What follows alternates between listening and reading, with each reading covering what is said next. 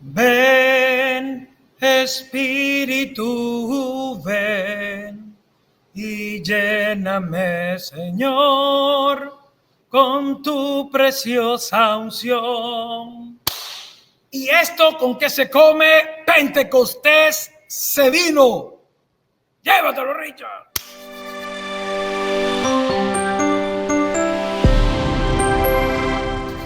Buenas tardes. Capítulo 44 de ¿Y esto con qué se come? De preparándonos para el domingo. Capítulo 44, preparándonos para el domingo de ¿Y esto con qué se come? La fiesta de Pentecostés. Cumpleaños de la iglesia. Cumpleaños feliz. Te deseamos a ti. Cumpleaños. La iglesia católica. Cumpleaños feliz. ¡Yeah! 2000 años de historia. Dándole. Con altas, con bajas, pero dándole. Perseverando. Como dijo el apóstol Pablo. Lecturas para esta semana. De la semana, volvemos, repito, rapidito. Siempre vamos atando los cabos. Vamos siguiendo las cuentas, ¿sí? Vamos siguiendo las bolitas del rosario. Cómo el Señor va enhebrando todos estos sucesos, estos momentos de nuestra vida, de la iglesia, de nuestras comunidades, etcétera. ¿Y qué es lo que nos quiere decir?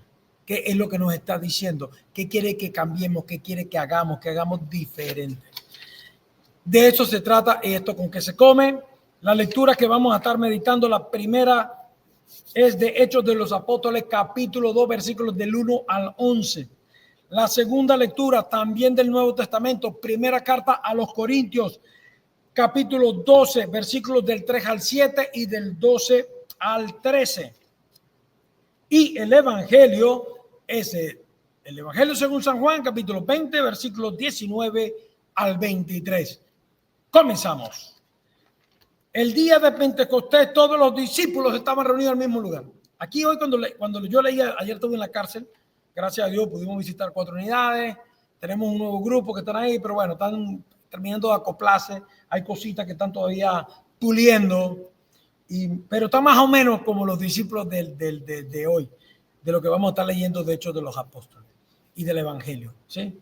Y de los Evangelios. Aquí vemos cómo relata Hechos de los Apóstoles el día que ocurrió aquella cosa, sí, la venida del Espíritu Santo. Se oyó un gran ruido, se oyó un gran ruido que venía del cielo, un gran ruido que venía del cielo. Recuerdo cuando yo empecé a estudiar Biblia, tuve un profesor, excelente profesor que todavía está disponible. Él tiene un canal en YouTube y tiene una página web, se llama Apologética Siloé, el señor Frank Morera, que muchos católicos lo deben conocer, de los que me ven, la gente de Wichita, etcétera. Si no, la gente de Miami, muchos, y si no lo conocen, búscalo. Apologética Siloé. Y ahí están unas clases de Biblia magistrales, unos audios, hay videos, como tú quieras. Por Frank Morera. Excelente maestro, lleno de sabiduría, para enseñar acerca de la Sagrada Escritura. Producto de la gracia de Dios y de su constante ir y venir a Tierra Santa. Es un hombre que todos los años van a Tierra Santa, lluvia, trueno, relampaguee, hacen misiones, hacen peregrinaciones. Yo tuve la dicha, la bendición de que cuando yo fui a Tierra Santa, pasando primero por Medjugorje, fue con el grupo de ellos. Y fue una experiencia maravillosa. Visitamos todos los lugares santos que, bueno, no te imaginas. Millones de fotos, millones de enseñanzas, millones de experiencias. Pero yo recuerdo que él, cuando hablaba del éxodo, cuando el Señor se revela y quiere sacar a Moisés, y hablaba de ese temor de Dios que causaba en el pueblo de Israel al estar Moisés en el monte y el pueblo abajo, y cómo aquella gran nube llena de rayos y centellas y truenos era lo que el pueblo de Israel veía abajo. Moisés estaba hablando con Dios, pero el pueblo abajo veía con gran terror aquel acontecimiento. Entonces, más o menos aquí dice: un gran ruido se apoderó de él. En la segunda lectura, vamos a esto primero a resaltar esto, y según el Espíritu inducía a expresarse. Aquí todo el mundo los escuchaba hablar en su propio idioma, etcétera, etcétera. Después vamos a volver ahí. En la segunda lectura, en la carta a los Corintios, habla un poco de los carismas, ¿sí? Y de lo importante de que tengamos presente de para qué son los carismas, para qué son los dones del Espíritu Santo. Los dones del Espíritu Santo nos ayudan en nuestra santificación personal. Los dones vienen a mí, me ayudan en mi santificación, en tu santificación. Los carismas del Espíritu Santo vienen a ti, vienen a mí para el beneficio de la iglesia, para la santificación de los demás, ¿ok? Para que tú ayudes en la edificación, para que tú contribuyas en la vida, en la santidad de los que te rodean, ¿ok? Ningún carisma del Espíritu Santo es para beneficio propio, para nadie. Eso es para la comunidad. Y siempre, siempre, todos estos dones, todos estos carismas deben estar bajo la vigilancia, la observancia de la iglesia. Y aquí vemos en la primera lectura un ejemplo, en la segunda lectura un ejemplo de eso. Y en el libro, en la carta del, el libro de Hechos de los Apóstoles, todos estos días estamos leyendo eso, qué es lo que iba pasando cuando los apóstoles se movían a Antioquia, Siria, etcétera, lo que ocurría, cómo venían llenos de emoción al ver lo que el Espíritu Santo obraba a través de ellos, ¿sí? Pero ¿quiénes eran los que iban? Los apóstoles y los que los apóstoles designaban, ¿ok?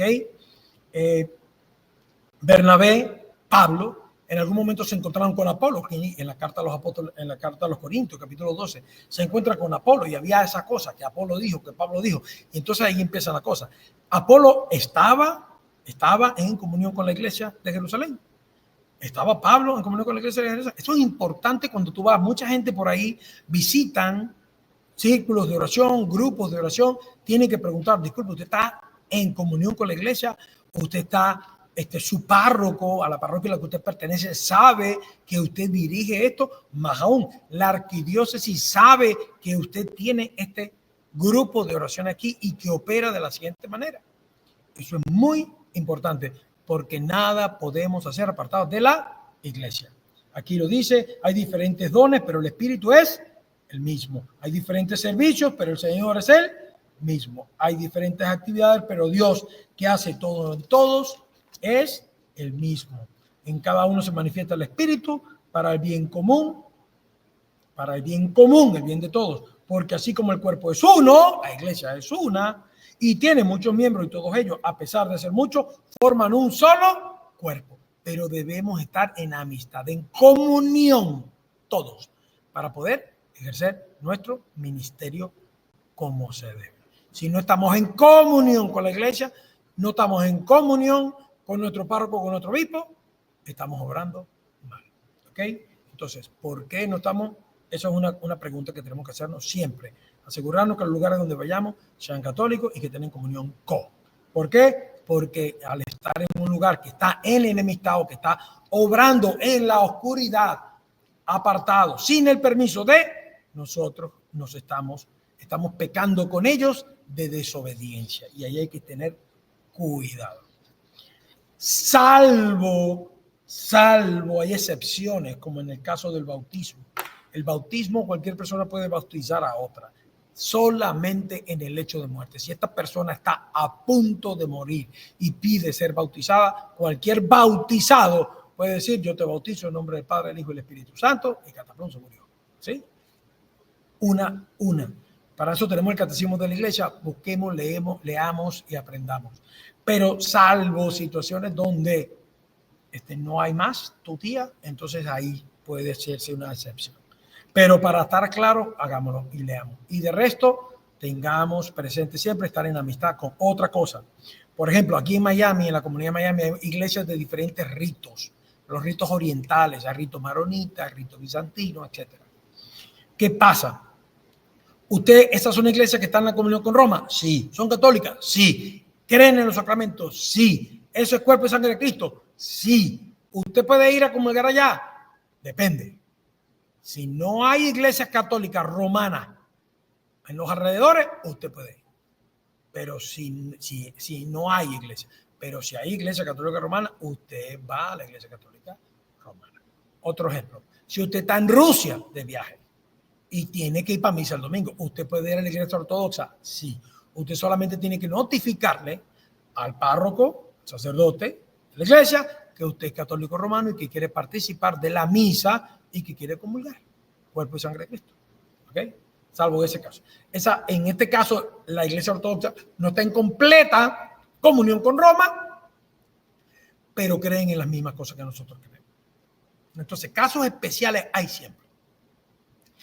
Pilas, lean y llenen la tocoquera, que para algo sirve, además de quedarse brillante y reluciente, porque ya pelo no tenemos. Entonces, tenemos la secuencia que les invito a que la recen, que la oren todo el tiempo. Otra cosa maravillosa que pueden hacer es en el libro de sabiduría. Libro de sabiduría, capítulo 9. Léanlo frecuentemente, una vez a la semana por lo menos. Es donde el rey Salomón pide a Dios que le dé sabiduría para poder conocer sus misterios, para poder gobernar a su pueblo, para poder ser un buen rey, para que no quedarse por debajo. ¿Sí? Importantísimo. Estas cosas tenemos que hacer. Y el Evangelio de San Juan, aquí donde está todo, que vamos a empatucar todo lo demás y lo vamos a juntar. ¿Por qué? Porque vemos aquí los apóstoles están en la habitación cerrados por miedo a los judíos. ¿Por qué tenían miedo los apóstoles? Los apóstoles tenían miedo porque acaban de matar a Jesús y andaban buscando a todos los que eran seguidores de él. Entonces tenían miedo, sí, razonablemente estaba bien, tenían miedo. ¿Y qué parece? El Señor se aparece y le dice: la paz esté con ustedes. Dicho esto, les mostró el costado y las manos. Cuando los discípulos vieron que era el Señor, se llenaron de alegría, se les quitó el miedo. De nuevo Jesús les dijo: la paz esté con ustedes. Como el Padre me ha enviado, así yo también los envío a ustedes. Después de decir esto, sopló sobre ellos y les dijo: reciban el Espíritu Santo. A los que le perdonen los pecados les quedarán perdonados, y a los que no se les perdonen les quedarán sin perdonar. Ya anteriormente hemos estado hablando de esto, sí, de ese poder que dejó Jesús en su colegio apostólico y de por qué la iglesia, y después la iglesia en lo que iba creciendo, estableciendo presbíteros. Sí, esto lo vimos en los videos anteriores. Pueden ir atrás, búsquenlo en el canal y vean los videos anteriores. Cómo era que la iglesia iba creciendo, donde llegaban Pablo y Silas o Bernabé, llegaban y ¿qué hacían? Ponían presbíteros. Donde la iglesia llegaba, cualquiera de los apóstoles dejaban presbíteros. ¿Por qué? Porque teníamos que lavarse los pies los unos a los otros. La celebración dominical ya había comenzado. Ellos, así como yo recibí, dice Pablo en la carta a los Hebreos, y creo que en Gálatas, yo también lo recibí, lo transmito a ustedes, que este es mi cuerpo, y él explica ahí la celebración de la Eucaristía, la cena del Señor. Y esto es importante que lo sepamos, que desde un principio la iglesia lo hace. Pero ¿qué pasa? Los apóstoles tenían miedo aquí. Vamos a ver el relato aquí, importante, porque ahora estamos viendo todo desde la perspectiva del Espíritu Santo. ¿Por qué tardaron tanto los apóstoles para salir? Si aquí el Señor les dio la orden y les dio el soplo de aliento que necesitaban para poder perdonar los pecados a los demás, ¿sí? Están recibiendo el ministerio, están recibiendo la misión, están recibiendo el encargo. De aquí en adelante, ustedes sean los que perdonen los pecados.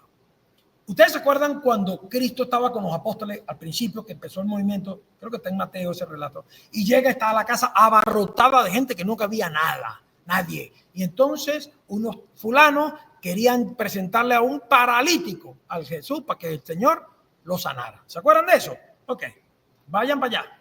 ¿Qué pasó ahí? Le ponen al paralítico, lo bajan por el techo y el Señor dice: tus pecados te son perdonados.